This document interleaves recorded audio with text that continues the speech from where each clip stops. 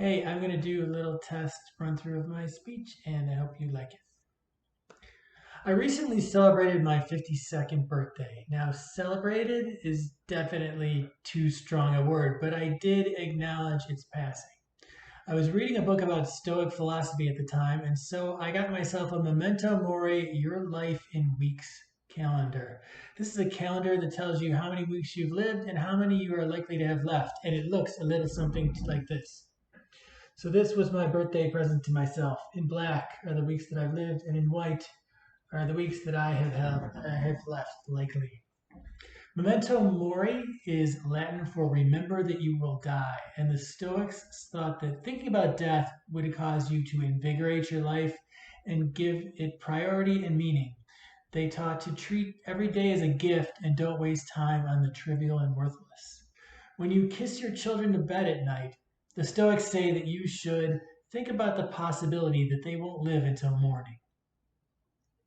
Now, that sounds like a terrible thought, but the idea is that when you're given the opportunity, say, to go golfing with your buddies or go to your kids' Little League game, you will go to the Little League game because it might be their last one. In thinking about death, it causes you to live your life better. Now, the calendar that I got has 100 years worth of weeks. The chances of a person who is 80 years old today, a male that's 80 years old today, making it to 100 is 1.8%. The chances of a male 50 years old today making it to 80 is 56%. Now, I figured I'm going to assume that I'm going to be lucky, but not absurdly lucky. So I'm going to assume that I make it to 80. And if I make it beyond that, every day, every week counts as a bonus day after that. So I covered up the last 20 years on my year life and weeks calendar, and it looks a little something like this. And now it is even more inspiring. Man, I really do not have that much time left.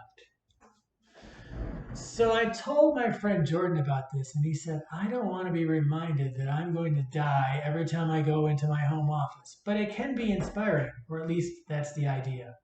There's a quote I really like by Seth Godin, and he says, before embarking on a task, ask yourself, will this make me better at the things I want to be good at? So that's what I would like to focus on, given the very limited number of weeks that I have left. Do I want to spend my time arguing with strangers on the internet, or should I teach myself how to paint? In the 1500s, the bubonic plague was rampant, and there was a whole lot of death going on. And Memento Mori was a common theme of the music at the time. Now, the idea there was to inspire you to live a sinless life because you might be going to meet your maker soon. Now, living a sinless life isn't really something I'm shooting for, but I would like to live a life of learning and productivity. In the modern era, there's songs about death. In the album Dark Side of the Moon by Pink Floyd, in the song Time, David Gilmour sings, taking away the moments that make up a dull day, fritter and waste the hours in an offhand way, kicking around on a piece of ground in your hometown, waiting for someone or something to show you the way. I'm not going to sing it. I will spare you that. But later, as the narrator gets older, so you run and you run to catch up with the sun, but it's sinking, racing around to come up behind you again.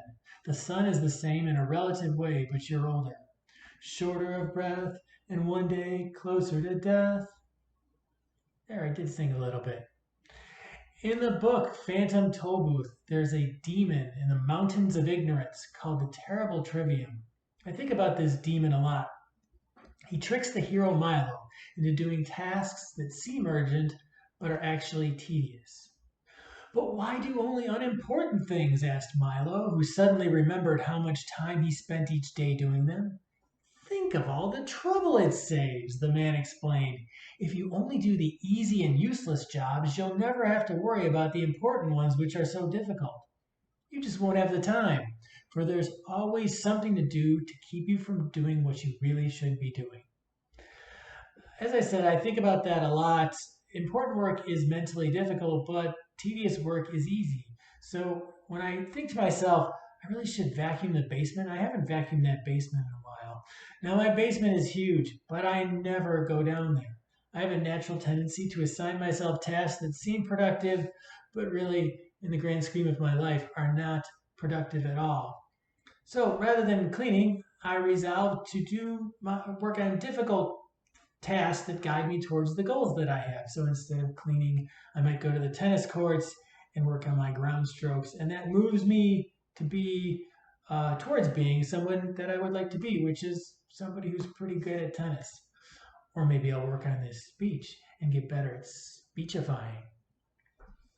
There's an app called We Croak, and 5 times a day it will give you a notification reminding you that you're going to die. The makers of the app say that it will, quote, spur needed change, accept what we must, let go of the things that don't matter, and honor the things that do. Some people keep a coin in their pocket with a skull on it, and they take it out to remind themselves that they're going to die. Some people like to go for walks in the cemetery and look at the headstones and see the dates on the headstones. As an aside, I once took my kids on a nighttime cemetery walk, and they gave us paraffin lanterns, and the guide told us interesting stories about the people buried beneath the headstones, and it was really cool. Later in the Pink Floyd song, as the narrator nears the end of his life, every year is getting shorter, never seem to find the time. Plans that either come to naught or half a page of scribbled lines. Hanging on in quiet desperation is the English way. The time is gone, the song is over, thought I'd something more to say. Even if you don't keep a creepy coin in your pocket, or sing songs about your impending demise, or keep a calendar on your desk that reminds you that you're going to die soon, I hope you'll remember that you will die, and this thought inspires you to live your life to the fullest.